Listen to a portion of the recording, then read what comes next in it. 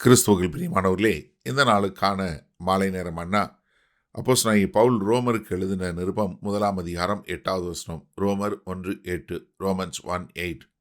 உங்கள் விசுவாசம் உலகமெங்கும் பிரசித்தமாகிறபடியினாலே முதலாவது நான் உங்களுக்கு எல்லாருக்காகவும் இயேசு கிறிஸ்து மூலமாய் என் தேவனை ஸ்தோத்தரிக்கிறேன். அதாவது 7வது வசனத்தில் என்ன சொன்னாரு? அதாவது உங்களுடைய விசுவாசம் என்ன, தேவனுடைய வார்த்தைக்கு கீழ்ப்படிய பண்ணும் பொருட்டா. அப்போ ஒரு மனுஷன் தேவனுடைய வார்த்தைக்கு கீழ்ப்படிந்து நடக்கும்போது அவனுடைய வாழ்க்கை மூலமாக என்ன ஆகுது? அந்த விசுவாசம் வெளிப்படுகிறது. அது எல்லா இடத்துக்கும் செல்லக்கூடியதா. இப்போ இங்கே ரோமாபுரியில் இருக்கக்கூடிய திருச்சபையில் அவங்களுடைய ஒரு விசுவாசம் உலகமெங்கும் பிரசித்தமாகிறது. எப்படி பிரசித்தமானது நம்ம பார்க்குறோம். அதாவது கிளாவுதி ராயன் என்று சொல்லக்கூடிய கிளாடியஸ் தான் அங்கே ரோமாவுடையனுடைய எம்பரராக இருக்கிறார். அவர் தான் ராயனாக இருக்கிறாரு.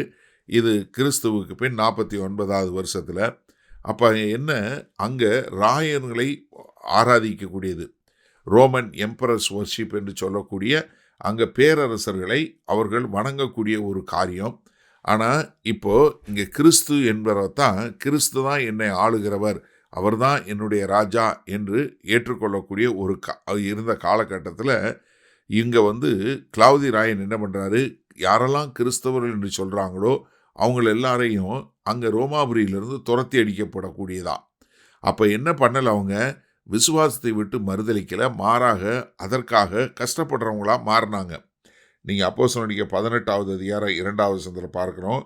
யூதர் எல்லோரும் ரோமாபுரியை விட்டு போகும்படி கிளாவுதி ராயன் கட்டளையிட்டபடியினாலே இத்தாலியாவிலிருந்து புதிதாய் வந்திருந்த பொந்து தேசத்தானாகிய அக்கிலா என்று நாமமுள்ள ஒரு யூதனையும் அவன் மனைவியாகிய பிரிஸ்கில்லாவையும் அங்கே கண்டு அவரிடத்திற்கு போனான். என்ன, கிளாவுதி ராயனால் எல்லாரும் அடித்து துரத்தப்பட்டாங்க. அதனால் அவர்கள் எல்லோரும் நாங்கள் கிறிஸ்து தான் எங்களுடைய ராஜா, அதனால் நாங்கள் துரத்தப்பட்டாலும் நாங்கள் எங்கள் விசுவாசத்தை விடமாட்டோம்னு சொல்லி சொன்னதுனால இவர்கள் மூலமாய் எங்கள் உலகம் முழுவதும் விசுவாசம் பரவக்கூடிய ஒரு காரியத்தை நம்ம பார்க்குறோம். அப்போ இவங்க விசுவாசத்துக்கு கீழ்ப்படிந்ததுனால என்ன, உலகம் முழுவதும் இவங்களுடைய விசுவாசம் வெளிப்படக்கூடியதாக இருந்தது. அதனால் என்ன சொல்கிறாரு? இப்போ இயேசு கிறிஸ்து மூலமாய் என் தேவனை ஸ்தோத்தரிக்கிறேன். இது எப்பவும் ஒரு வழக்கமாக சொல்லக்கூடிய ஒரு காரியம். எல்லா நிருபங்களையும் பார்த்தீங்கன்னா அவர் எப்பயுமே சொல்லும்போது இயேசு கிறிஸ்து மூலமாய் நான் தேவனை ஸ்தோத்தரிக்கிறேன் என்று சொல்லக்கூடியதாக நீங்கள் 1 கொரிந்தியர் 1வது அதிகாரம் 4வது வசனத்தில் பார்ப்பீங்க. எபேசியர் 1வது அதிகாரம் 15வது வசனம். எல்லா நிருபங்கள்லையுமே அப்போஸ்தலனாகிய பவுல் எழுதிய எல்லா நிருபங்கள்லையுமே தேவனை குறித்து அவர் ஸ்தோத்தரிக்கக்கூடிய ஒரு காரியத்தை நம்ம பார்க்குறோம். இயேசு கிறிஸ்து மூலமாய் தேவனை ஸ்தோத்தரிக்கிறேன் என்று சொல்லக்கூடியதான். அதனால தான் இங்கே அவர் என்ன, அவருடைய இந்த ரோமாபுரியில் இருக்கக்கூடிய கிறிஸ்தவர்களுடைய விசுவாசம் எப்படி ஆனது, உலகமெங்கும் பிரசித்தி பண்ணக்கூடியதாக மாறியதுனால அவர் என்ன பண்ணுறாரு?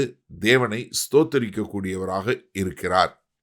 சரி, இதனால் இந்த வசனத்தை நம்ம எப்படி எடுத்துக்கொள்வது?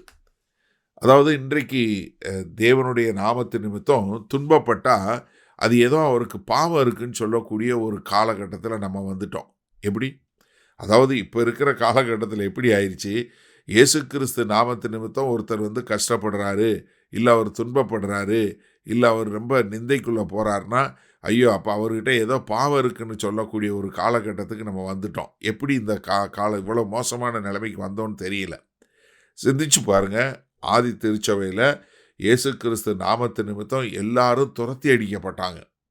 அப்படி துரத்தி அடிக்கப்பட்டபோது அவங்க போன இடங்களில் கர்த்தராகிய இயேசு கிறிஸ்துவுக்கென்று சாட்சியாக வாழ்ந்ததுனால அவர்கள் மூலமாய் உலகம் முழுவதும் தேவனுடைய நாமம் ஸ்தோத்திரிக்கப்படக்கூடிய தக்கதாய். எப்படி எல்லாரும் கர்த்தராகிய இயேசு கிறிஸ்துவனுடைய நாமத்தை ஸ்தோத்தரிக்கக்கூடியதாய் அவர் மேல் விசுவாசம் வைக்கக்கூடிய ஒரு காரியத்தை நம்ம பார்க்க முடிகிறது. என்ன காரணம்? ஏன்னா அவர்கள் விசுவாசத்திற்கு கீழ்ப்படிந்து அவர்கள் வாழும்போது எந்த துன்பம் வந்தாலும், எந்த நிந்தை வந்தாலும், என்ன பாடு வந்தாலும் அதை மேற்கொள்ளக்கூடிய மக்களாக இருக்கும்போது அதன் மூலமாய் அவருடைய விசுவாசம் உறுதிப்படுகிறது. அதை பார்த்து மற்றவர்கள் இந்த தேவனை நாங்கள் ஆராதிக்க வேண்டும் என்று சொல்லி வரக்கூடிய ஒரு காரியம் உண்டாகிறது நம்ம பார்க்க முடியுது. அதனால தான் இவர்கள் இந்த ரோமாபுரியில் உள்ள மக்கள், துரத்தி அடிக்கப்பட்ட மக்கள், அது பிரஸ்கில்லாவாக இருக்கட்டும், அக்கிலாவாக இருக்கட்டும், மற்றும் அநேகர் துரத்தி அடிக்கப்பட்டாங்க. அதன் மூலமாய் ரோமாபுரியில் உள்ள திருச்சபை ஒரு நல்ல விசுவாசிகளை கொண்டது. அவர்கள் தேவனுக்கு கீழ்ப்படிந்து தேவனுடைய காரியத்திற்கென்று வாழக்கூடிய மக்கள் என்று சொல்லக்கூடிய ஒரு பெருமை எங்கே வந்தது? உலகம் முழுவதும் உண்டானது. அதனால தேவனை ஸ்தோத்தரிக்கிறார். இன்றைக்கு உங்கள் மூலமாய் தேவனுடைய நாமம், உங்களுடைய விசுவாசம் மற்றவர்களுக்கு விளங்கக்கூடியதாய் இருக்கிறதா? தேவனுடைய நாமத்தின் மேல் நீங்கள் வைத்திருக்கிற விசுவாசம் மற்றவர்களுக்கு தெரியக்கூடியதாய் இருக்கிறதா? வல்லபிதாவே, இதோ எத்தனையோ பாடுகள், நிந்தைகள், அதில் எல்லாவற்றிலும் தேவனுடைய நாமம் உலகம் முழுவதும் பிரசித்தி பெறக்கூடியதாய் அவர்கள் பாட அனுபவித்து அதன் மூலமாய் உம்முடைய நாமத்தை மகிமைப்படுத்தினார்களே, அதே போல வாழ நாங்களும் எங்களை ஒப்புக் கொடுக்கிறோம். இயேசு கிறிஸ்துவின் மூலம் பிதாவே, ஆமேன். கர்த்தர் உங்களை ஆசீர்வதிப்பாராக. நாம் நாளை காலை தினசரி தியானத்தில் சந்திப்போம். Good night.